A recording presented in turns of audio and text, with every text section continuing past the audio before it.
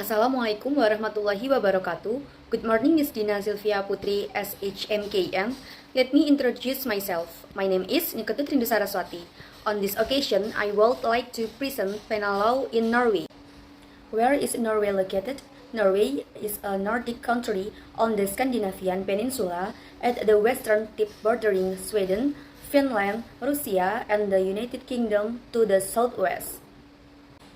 Politics in Norway. Norway is considered one of the most developed democracies and justice countries in the world. From 1814, in Norway, 45% of men 25 years and over held the right to vote, while England had 20%, 1832, Sweden 5%, 1866, and Belgium 1,15, 1,840. Since 2010, Norway has been classified as the most democratic country in the world according to the Democracy Index. According to the Constitution of Norway, adopted on 17 May 1814 and inspired by the United States Declaration of Independence and the French Revolution of 1776 and 1789, Norway is a unitary constitutional monarchy with a parliamentary system of government, where the King of Norway is the head of state and the Prime Minister is the head of government.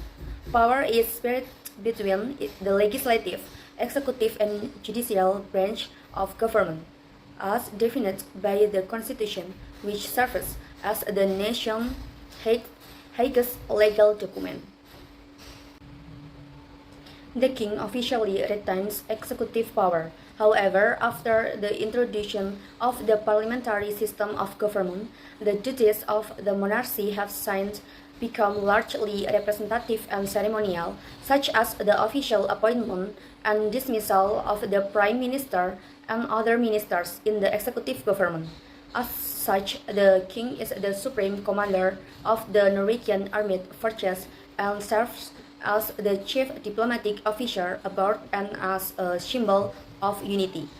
Harald V of the House of Schleswig-Holstein-Sonderburg-Glücksburg was crowned King of Norway in 1991, the first since the 14th century to be born in the country.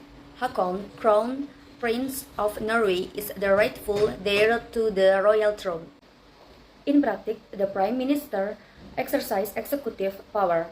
Constitutionally, legislative power is vested in the government and the unicameral Norwegian Parliament. Norway is basically structured as a representative democracy. Parliament can pass laws by a simple majority of 169 representatives, elected on the basis of proportional representation from 19 constituents for a 4-year term.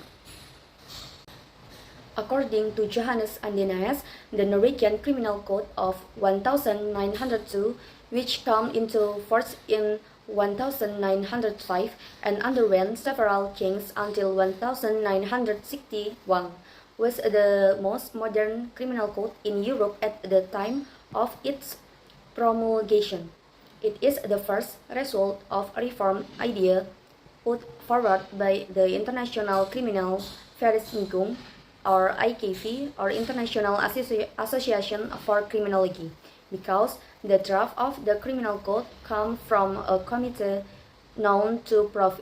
Bernhard Goetz, who is an active member of IKV.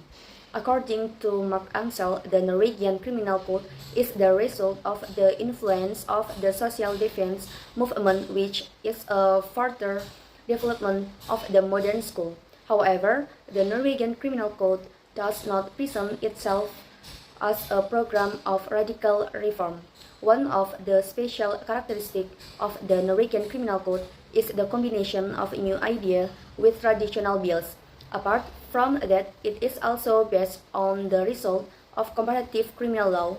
The Norwegian Criminal Code system consists of three parts: The first part is the general part, which contains the scope of application of the Norwegian Criminal Code, criminal and corrective measure, penal and corrective measure, self-defense and defending other people and property, mens rea and criminal liability. Meanwhile, the second part contains crimes, felonies, and the third part contains violation or misdemeanors.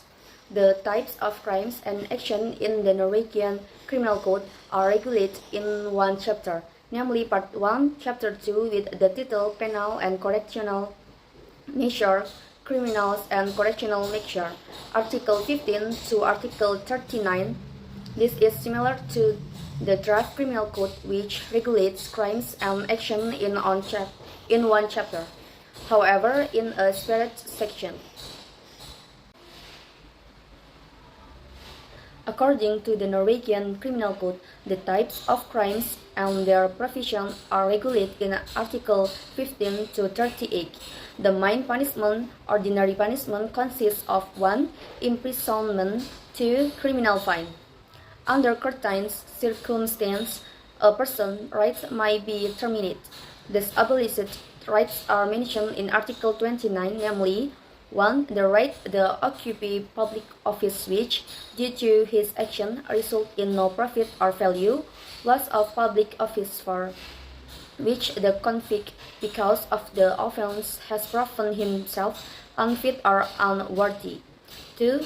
The right to hold a position or participate in certain work which, due to his action, result in not getting benefits or which he may abuse, which requires a high level of public trust for more than 5 years or forever.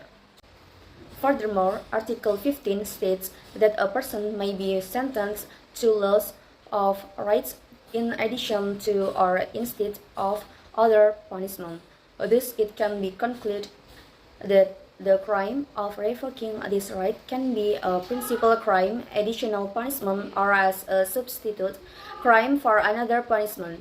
Next is the Norwegian Criminal Code also determines that deprivation of right may be substituted for other punishment where the law specific confinement for at least 1 year as punishment for analysis act. Article 16 of the Norwegian Criminal Code states that there are supplementary punishment which can be combined with the crimes mentioned in Article 15, namely 1. Revocation of certain rights as stated in Article 30 and Article 31, deprivation of rights as stated in Section 30 and 31. The rights that can be revoked are the right to serve in the armed force and the right to vote in public plebiscite and election. 2. Banishment from specific place. 3. Confiscation of specific object. Types of measure according to the Norwegian Criminal Code are regulated in Article 39 to Article 39b. The condition for this action to be stipulated are if a person commits a criminal act in a state of insanity, unconscious caused by voluntary intoxication, temporary unconsciousness, and is committed by someone whose mental ability are underdeveloped or damaged permanently, and if there is a danger because the perpetrator will repeat his action. For this reason, for security purpose or purpose of safety, the judges can 1. Appoint or prohibit the perpetrator from a certain place of residence, or forbid him a certain place of residence. 2. Place him or her under the supervision of police or a specially designated probation officer at regular intervals, or place him under the supervision of the police or the specially appointed probation officer at designated intervals. 3. Prohibit the perpetrator from consuming alcoholic beverage or forbid to consume alcoholic beverage. 4. Place the perpetrator in trusted private care or place him in reliable private care. 5. Place the perpetrator in a mental hospital, sanatorium, nursing home, or educational institution where possible in accordance with the general provision announced by the king, or place him in a mental hospital, sanatorium, nursing home, or workhouse where possible in accordance with general provision promulgated by the king. In section 39A, it is stated that the judges can impose preventive detention, namely if the perpetrator will repeat certain criminal acts again or recidivism. These criminal acts are mentioned limitatively in Article 39A. However, the security measure mentioned in Article 39 for abnormal perpetrators and the preventive detention mentioned in Article 39A are not considered criminal. Thank you for paying attention. Wassalamualaikum warahmatullahi wabarakatuh.